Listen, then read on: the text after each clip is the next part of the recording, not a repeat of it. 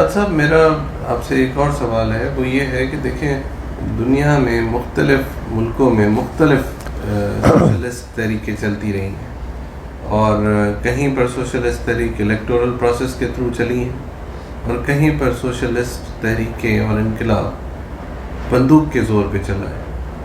تو آپ ان دونوں نظریوں کو اگر دیکھتے ہیں تو آپ کی نظر میں کون سا نظریہ بہتر ہے اور آپ کس نظریے کو زیادہ پروموٹ کریں گے؟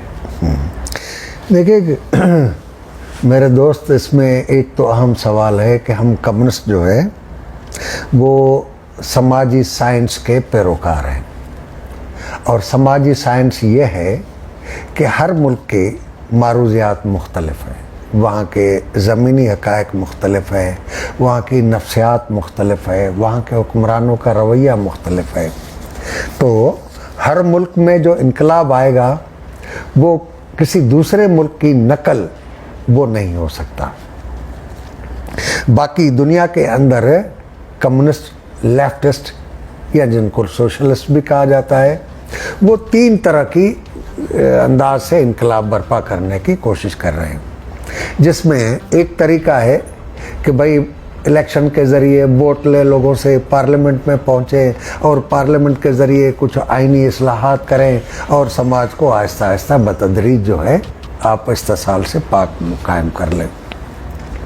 دوسرا طریقہ بندوق والا ہے، اور بندوق میں چین میں بھی بندوق کے ذریعے انقلاب کیا، ویتنام نے بندوق کے ذریعے قبضہ کیا، اور انڈیا میں بھی وہ بندوق کے ذریعے لڑ رہے ہیں، کیوبا میں بھی کیا. تو ایک تو میں نے جیسے پہلے عرض کیا کہ ہر ملک کے حالات مختلف ہوتے ہیں، وہاں کی معروضیات کے مطابق ہوتا ہے. تو ویتنام کا تو معاملہ ہی دوسرا تھا کہ ویتنام نے جنگ آزادی لڑی فرینچ اور جاپانی اور پھر امریکی سامراج کے خلاف، ان کی فوجیوں کے خلاف لڑتے ہوئے انہوں نے، کیونکہ ان کے پاس اور کوئی راستہ ہی نہیں تھا، پولیٹیکل پروسیس تھا ہی نہیں. چین کی بھی یہی صورتحال تھی کہ چین میں جاپان نے قبضہ کیا، اور جاپان کا قبضہ چھڑایا تو چانگکائی شیک جو ہے وہ سامراج کا پٹھو بن گیا، اور وہ پولیٹیکل پروسیس چلنے نہیں دے رہا تھا. تو اس وجہ سے ان کو گوریلا جنگ کرنی پڑی. لیکن ہم سمجھتے ہیں کہ انتخابی سیاست کے ذریعے یورپ میں جو کام کیا جا رہا ہے، جہاں پر یہ مٹیریل کنڈیشنز بھی نظر آتے ہیں کہ وہاں پر پارلیمنٹ کے ذریعے آواز بڑی مؤثر ہوتی ہے، وہاں پر سوشل ڈیموکریٹک راستہ یعنی تھرو پارلیمنٹ جو ہے ریفارمز کرتے ہوئے آگے بڑھے، ان کو ہم سوشل ڈیموکریٹس کہتے ہیں. جو پاکستان میں بھی لوگ ان کے پیشرو، ان کے نقطہ نظر کو فالو کرنے والے لوگ ہیں. تو ہم دیکھیں دنیا کے کسی ملک میں اس طرح کا آیا ہے انقلاب کہ ووٹ کے ذریعے آئے اور پھر انہوں نے نظام کو سوشلسٹ نظام میں بدل دیا اور انسان کے ہاتھوں انسان کا استحصال ختم کر دیا؟ کہیں بھی نہیں ہوا. بلکہ دنیا میں 3 ایسی خطرناک مثالیں موجود ہیں. ایران میں 50s میں 51-52 میں کمیونسٹوں نے نیشنل فرنٹ کے ساتھ مل کر ڈاکٹر مصدق کو منتخب کرایا، اور جب انہوں نے آئل نیشنلائز کرنے کی کوشش کیا آئل انڈسٹری کو، تو اس کے خلاف فوجی بغاوت ہو گئی، اور اس بغاوت کے نتیجے میں مصدق صاحب جیل میں چلے گئے اور 10 لاکھ کمیونسٹ اور ڈیموکریٹس قتل کیے گئے.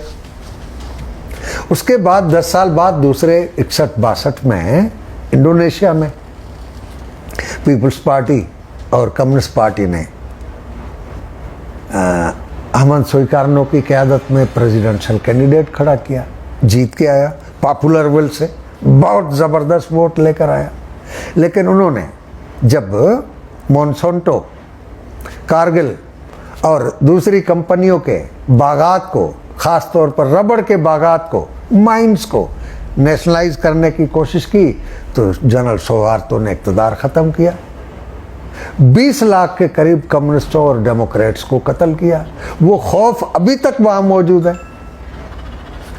پھر اس کے 10 سال بعد 72 में चिली में कम्युनिस्ट पार्टी का कैंडिडेट सदर सिल्वेंदार आयंदे सदर मुंतखब हुआ पॉपुलर विल से।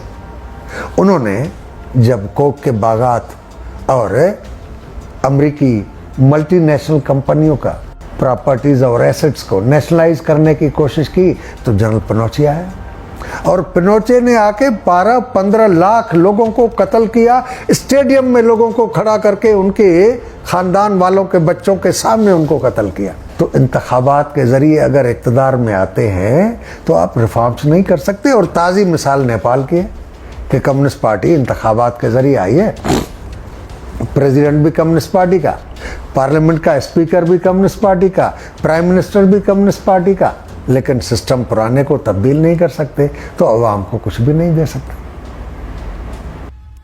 तो हम समझते हैं कि बंदूक का नाली से इनकलाब नहीं आता, पार्लियामेंट से इनकलाब नहीं आता, निज़ाम नहीं बदलते।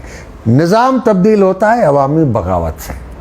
अवामी बगावत क्या है कि अवाम को मुनज़्ज़म करो, शऊर दो, छोटे छोटे इशूज़ पर लड़ाई लड़ाओ और अवामी बगावत के ज़रिए ऐवानों पर कब्ज़ा करो। इस मंजिल तक अवाम को पहुंचाने के लिए आप बिलाशक जहां कोई गुंजाइश हो थोड़ी बहुत इलेक्शन भी लड़ें और बवक्त ज़रूरत कहीं लड़ाई लड़नी पड़े, गरम जंग लड़नी पड़े वो भी करो, लेकिन बुनियादी तौर पर अवामी बगावत के ज़रिए ही इनकलाब आएगा। हम इसमें यकीन रखते हैं और हम उस बुनियाद पर अवाम को मुनज़्ज़म करते हैं। हमारी रियासत ने कई मरतबा कोशिश की कि कम्युनिस्ट पार्टी कोई इस तरह की बंदूक की कार्रवाई करे जिसके नतीजे में इनको मसल दे, लेकिन हमने कभी भी इस तरह की हरकत नहीं की, क्योंकि हमारा जो लेनिनिस्ट तरीक़ेकार है वो है अवामी बगावत का।